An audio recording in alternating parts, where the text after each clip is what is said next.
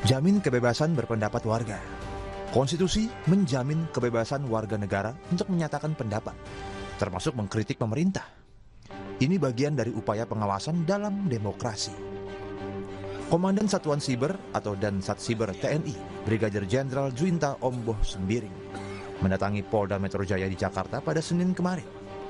Dia berkonsultasi dan menjajaki kemungkinan melaporkan dugaan tindak pidana oleh CEO Malaka Project Ferry Irwandi. Masih belum jelas apa rincian pelaporan, tetapi diduga terkait pencemaran nama baik.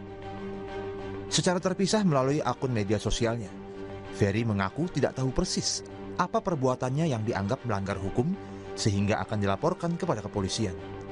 Jikapun diproses hukum, dia berjanji akan menjalaninya dan tidak akan lari.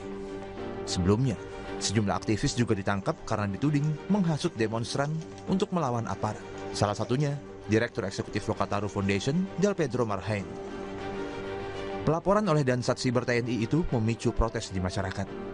Sejumlah lembaga swadaya masyarakat menilai pelaporan itu bisa dikategorikan sebagai upaya intimidasi dan kriminalisasi terhadap aktivis demokrasi yang kritis terhadap pemerintah.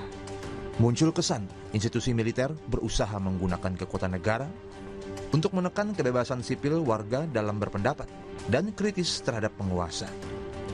Koalisi Masyarakat Sipil untuk Reformasi Sektor Keamanan mengingatkan agar TNI lebih fokus menjaga pertahanan negara dengan memerangi musuh ketimbang menekan kebebasan warga sipil.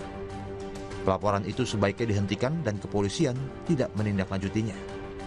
Apalagi, putusan Mahkamah Konstitusi nomor 105 PUU 22 tahun 2024 melarang lembaga pemerintah, institusi, dan korporasi untuk mengadukan pasal pencemaran nama baik seperti diatur Undang-Undang nomor 1 tahun 2024 tentang perubahan kedua atas Undang-Undang nomor 11 tahun 2008 tentang informasi dan transaksi elektronik. Kini semua pihak diharapkan berpegang pada konstitusi. Undang-Undang Dasar 1945 pasal 28E ayat 3 menyebut setiap orang berhak atas kebebasan berserikat, berkumpul, dan mengeluarkan pendapat. Hak itu juga dijamin Undang-Undang Nomor 39 Tahun 1999 tentang Hak Asasi Manusia dan Undang-Undang Nomor 9 Tahun 1998 tentang kemerdekaan menyampaikan pendapat di muka umum. Perlu disadari bersama, kebebasan berpendapat merupakan syarat utama untuk membangun Indonesia menjadi negara demokrasi. Jaminan kemerdekaan berpendapat akan menciptakan ruang publik yang sehat. Warga leluasa menyuarakan pikiran, aspirasi, dan kritik tanpa rasa takut. Penyampaian aspirasi ini juga akan meningkatkan partisipasi publik dalam pemerintahan. Dengan partisipasi tinggi, rakyat akan menjadi subjek bukan objek dari berbagai kebijakan yang berdampak pada kehidupan. Penting membuka ruang bagi rakyat untuk mengawasi pemerintahan agar serius bekerja menuju cita-cita kesejahteraan bangsa. Selanjutnya, saudara, kita akan lihat harian Kompas edisi hari ini, yakni Kamis 11 September 2025. Kita bisa lihat di foto pertama, tampak foto petugas yang tengah mengevakuasi wisatawan mancanegara yang terjebak banjir di kawasan Kuta Badung, Bali. Sejumlah wisatawan mancanegara dievakuasi petugas dari beberapa lokasi di kawasan wisata yang terendam banjir.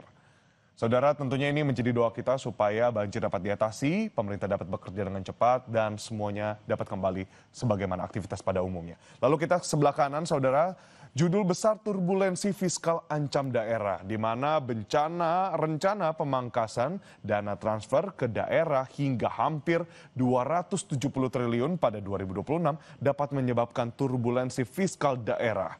Perubahan masih mungkin terjadi dalam pembahasan RAPBN 2026. Yang ini memang menjadi concern bagi seluruh pemerintah daerah yang memang minta ditingkatkan untuk pendapatan dari daerah masing-masing. Nah, ini masih bisa berubah dalam rancangan anggaran besar negara 2026, saudara. Lalu bukan hanya yang ada di halaman depan, saudara, tapi kita juga ingin melihat ke halaman 11 yang ada di harian Kompas edisi hari ini, yakni informasi terkait dengan helikopter hilang di Papua Tengah.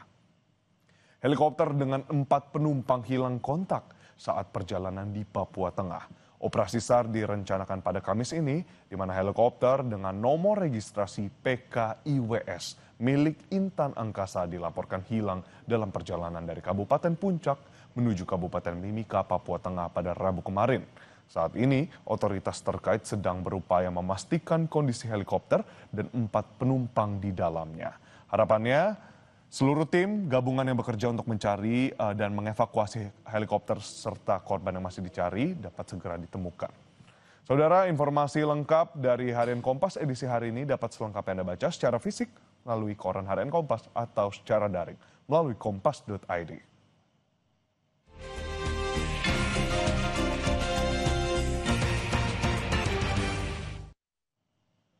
14 tahun Kompas TV hadir menemani pemirsa sebagai salah satu pilar demokrasi. Di usia ke-14 tahun Kompas TV tetap menjadi sumber informasi yang independen terpercaya.